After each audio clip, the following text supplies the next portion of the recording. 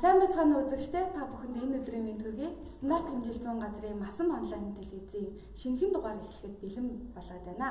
Тэгэхээр энэ удаагийнхаа дугаараар бид менежментийн тогтолцооны сүүлийн үеийн мэдээллүүдийг та бүхэндээ хүргэхийг зорж байгаа. Энэ удаагийнхаа дугаард стандарт хэмжил зүүн газрын стандартын мэдээлэл авалгаа сургалтын үндэсний төвийн ахлах мэргэжилтэн Эрдэнэ аяар урьж оролцуулаад байгаа. Сайн байна уу? Танд энэ өдрийн мэнд хүргэе. Тэгэхээр менежментийн тогтолцооны стандартуудын талаар танилцуулаад ямар стандартууд вэ? За 1949 онд олон улсын стандартын байгууллагаас бол хамгийн анхны стандарт нь гарсан. За тэгээд түүгээ одоо олон улсын стандартын байгууллага 22,500 орчим одоо стандартууд гараад бид одоо дэлхийн нийтээрээ өргөн авч хэрэгжилж байгаа. За саяхан бол олон улсын стандартын байгууллагаас хамгийн одоо түгээмэл хэрэглэгддэг 3 стандартын нэрийг дурдсан байлээ. За эдийн номерт бол 17.25 буюу сорилтын болон шалгалт тохируулгын лабораторийг үйл ажиллагаанд тавигдах шаардлага шалгуур стандарт байгаа.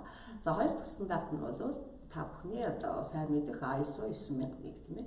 Чанарын менежментийн тогтолцооны үндсэн шаардлага гэсэн стандарт. За гурав дахь стандарт бол 27001 буюу мэдээллийн аюулгүй байдлын менежментийн тогтолцоо гэсэн ийм одоо стандартууд одоо хамгийн түгээмэл хэрэглэгдэж байна гэж ISO-гоос одоо зарласан байна. За энэ дээр би бас олон улсын стандартын байгууллагаас жил болгон гаргадаг менежментийн тогтолцооны олон улсын стандартуудын баталгаажуулалтын дүн мэдээний талаар нэг товчхон дуртай хүсэж байна. За 2017 оны 12 дугаар сарын 31-ний байдлаар одоо олон улсын хэмжлийн байгууллагаас одоо итгэмжлэгдсэн тохирлын үнэлгээний одоо баталгаажуулалтын байгууллагаас олон улсын гэрчилгээ авсан одоо тоог бол энэ одоо хамгийн сүүлийн судалгаанд оруулж дурдсан байлээ. За тэгэхээр ISO 9001 стандартыг бол өнөөдөр одоо 163 орны сая гаруй одоо компани байгууллагууд бол үйл ажиллагаанд хэрэгжүүлээд олон улсын одоо гэрчилгээг бол баталгаажуулалтын гэрчилгээг бол авсан байгаа. За энэний цаана бол зөвхөн одоо баталгаажуулалтын олон улсын гэрчилгээг аваагүй үндэсний гэрчилгээ авсан үгүй л одоо яг энэ стандартын үйл ажиллагаанд амжилттай хэрэгжүүлсэн боловч хараахан одоо гэрчилгээж байгаа олон одоо компани байгууллагууд бол байгаа. За үүнээс гадна одоо 14,001 гэх та бидний сайн мэдэх байгаль орчны менежментийн тогтолцооны стандартыг бол 462,000 гаруй одоо компани байгууллагууд бол олон улсын гэрчилгээ авсан байна. За тэгэхээр энэ судалгаан дээр бас 2016 оны одоо статистик судалгаатай харьцуулж гаргасан байгаа л да. За тэгэхээр 50,000 гэдэг одоо бас эрчим хүчний хэмнэлттэй менежментийн тогтолцоо гэдэг стандарт байгаа. За энэ стандартыг бол бас одоо 21,500 гаруй одоо компани байгууллагууд бол үйл ажиллагаанд амжилттай хэрэгжүүлсэн гэсэн олон улсын гэрчилгээг авсан байгаа. За тэгээд энэ дээр нэг сонирхолтой тоо харагдаж байгаа юм л да. ISO 9001 стандартыг бол 16 оны тоо статистик тоотой харьцуулахад бол 4% буурсан байна. Энэ юутай холбоотой байгаа юм гэхээр бид нар сайн мэдж байгаа 2015 онд бол 9001 стандарт шинжилэн батлагдсан шүү дээ тийм ээ. Тэгэхээр олон улсын стандартын байгууллагаас менежментийн одоо стандартуудыг шинжилэн батлагдсны дараа шилжилтийн 3 жилийн хугацаа олгодог. Тэгэхээр энэ нөгөө 2018 оны 9-р сард бол хуучин хэрэглэгдэжсэн ISO 9001 2008 оны хувилбар маань хүчингү олоод 2015 оныхоо шинэ хувилбар руу шилжиж байгаа. Үүнтэй холбогдуулаад бас 9001 стандартын гэрчилгээний тоо бол 4% буурсан үзүүлэлт харагдаж байгаа. За 14,000 тийм ээ байгаль орчны менежментийн хул бол 5% агсан тоо харагдаж байна. 50,000 эрчим хүчний хэмнэлттэй тогтолцоо бол 6%. За 27,000 би түрүүн дурдчихсан одоо хамгийн түгээмэл хэрэглэгддэг стандарт буюу мэдээллийн аюулгүй байдлын менежментийн тогтолцоо гэдэг. Тэгэхээр энэ стандартаа одоо үйл ажиллагаанд хэрэгжүүлж гэрчилгээ авсан байгууллагын тоо бол 19% өссөн байгаа урт жилүүдээсээ тий. За 2017 оны одоо эцсээр бол энэ гэрчилгээг 39,500 гаруй байгууллагад авсан байгаа. За дараагийн одоо менежментийн бас түгээмэл стандарт гэх юм бол 22,000 стандарт байгаа. 2018 онд шинжилэгдэн гарсан. За энэ стандарт бол яг одоо гэрчилгээ нь 32,700 гаруй гэрчилгээ авсан, олон улсын гэрчилгээ авсан байгаа бол одоо өсөлтийнх нь хувь 2% өссөн гэж байна. За дараагийн стандарт 13485 буюу эмнэлгийн хэрэгслийн үйлдвэрлэлд одоо чанар хангалтыг яаж хэрэгжүүлэх вэ гэсэн менежментийн стандарт байгаа. За энэ стандарт бол бас өмнөх оноос 7% өсөлттэй. За одоо 17 оны 12 сарын 31-ний байдлаар олон улсын гэрчлэгээ авсан байгууллагын тоо гэх юм бол 31520 гэсэн тоог аясуу зарласан байна. За мөн одоо 22301 гэдэг бас нэлийн шинэ стандарт байгаа. За энэ юун тухай стандарт юм бэ гэхээр нийгмийн хариуцлагын хүрээнд одоо бизнесийг доктортой тасралтгүй явуулахад ямар менежментийг баримтлах юм бэ гэсэн одоо энэ арга зүйн зааврыг гаргаж өгсөн стандарт байгаа. За энэ стандартыг бол өнөөдөр нэг 4280 гаруй байгууллага компаниуд хэрэгжүүлээд гэрчлэгээ авсан байгаа. Зөвхөн нэг сонирхолтой статистик гэх юм бол ерөнхийдөө энэ 4800 гаруй одоо компаниудын ихэнх нь Английн, Сингапурын компаниуд байгаа. Тэгэхээр орчин үед бол одоо энэ байгалийн давгдшгүй хүчин зүйл гэдэг юм уу янз янзын одоо байгалийн гаргшгүй болж байна тийм ээ. За түүнээс гадна одоо энэ терроризм одоо терроризмтай холбоотой гинтийн одоо аюултай үйл явдлууд тохиолдож бизнес эрхлэгчтэй.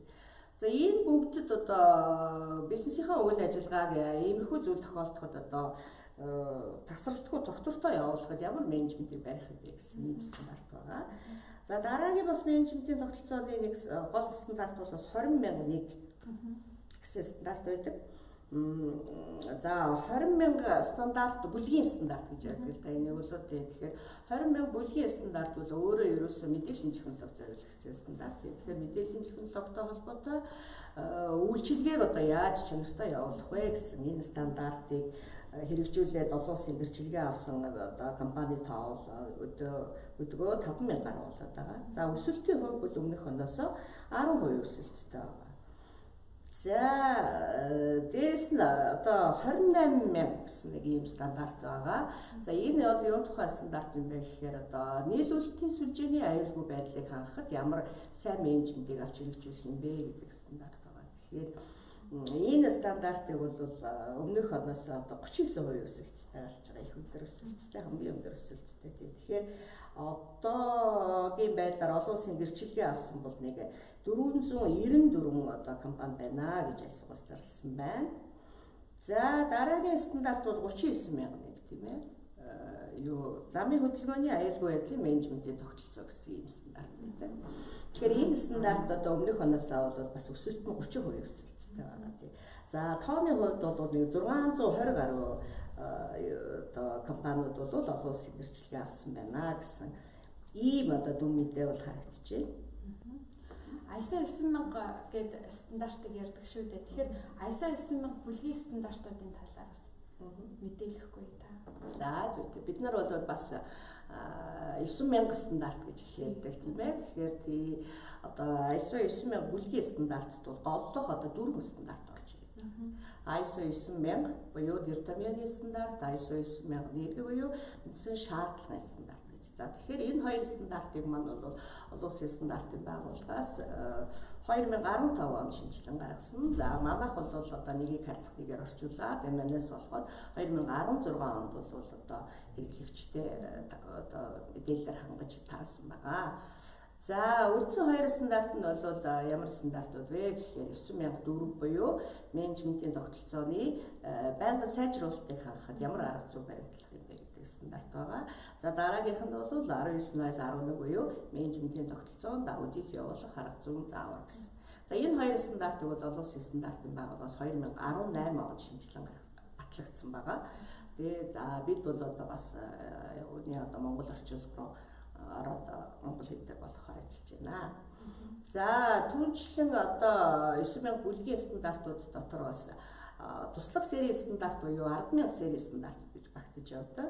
За үүн дотроос одоо голлож дурдах юм бол 10,000-1-ээс 10,000 4 гэсэн одоо арга зүйн зааврын гайдууд байдаг тийм ээ. За тэгэхээр 10,000 серийн стандартууд дотроос одоо сүүлийн үед нэлээд ач холбогдолтой. За зарим нэг улс орнуудад бол одоо 9,000 хэрэгжүүлсэн байгууллагын одоо ажлынх нь үр дүн хэмжихтэй бол 10,004 гэдэг стандартаар хэмжээд байгаа. Тэгэхээр энэ бол ямар одоо стандарт юун тухай стандарт юм бэ гэхээр хэрэглэгчийн сэтгэл ханамжийн судалгааг одоо хэрхэн яаж явуулах юм бэ? Сэтгэл ханамжийн судалгааг яаж хэмжих юм бэ?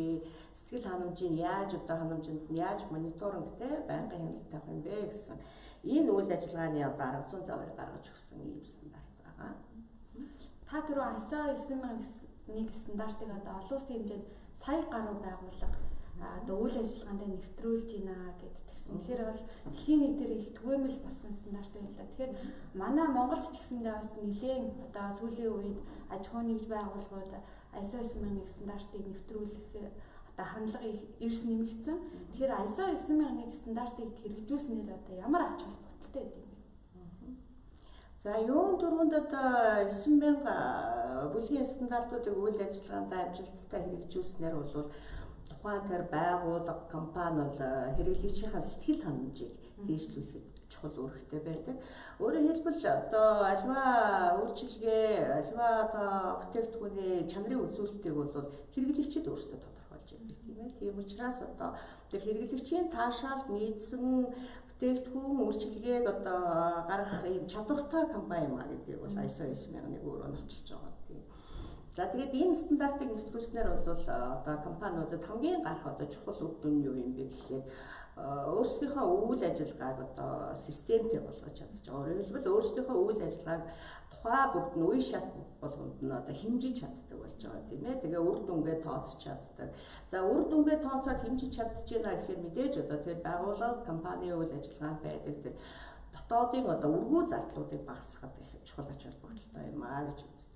За нөгөө талаар бол бас энэ стандартыг хэрэгжүүлснээр бол тухайн байгууллагын ажилтнуудын одоо ажилдаа хандах хандлага итвэх одоо эрс сайжирдаг. Ажилтнуудын ёс зүй дээшилдэг. Тухайн байгууллагын соёл дээшилдэг. Байгууллагын үйл ажиллагааны ил тод байдал сайжирдаг. За тэгээд мэдээж одоо бизнесийн хувьд бол бүтээгдэхүүн үйлчлэгийнхаа чанарыг сайжруулаад хэрэглэгчийн сэтгэл ханамжийг дээшлүүлээд ирэхээр бол мэдээж яг орлого ашиг одоо борлуулалтын хэмжээ дээшлэнэ. Өөрөөр хэлбэл одоо 9001 стандартыг амжилттай үр дүнд чиглүүлж одоо үйл ажиллагаадаа хэрэгжүүлж чадах юм бол энэ бол одоо зах зээлийн энэ хөрсөлтөөнтэй үед одоо давхурахгүй байх тийм ээ баталгаа болж өгдөг юм аа гэж ингэж одоо олон улсын судлаачид үздэг юм лээ. За баярлалаа. За үзэгчдээ энэ удаагийнхаа дугаараар бид менежментийн тогтолцооны стандартуудын сүүлийн үеийн мэдээллийг та бүхэнд хүргэлээ.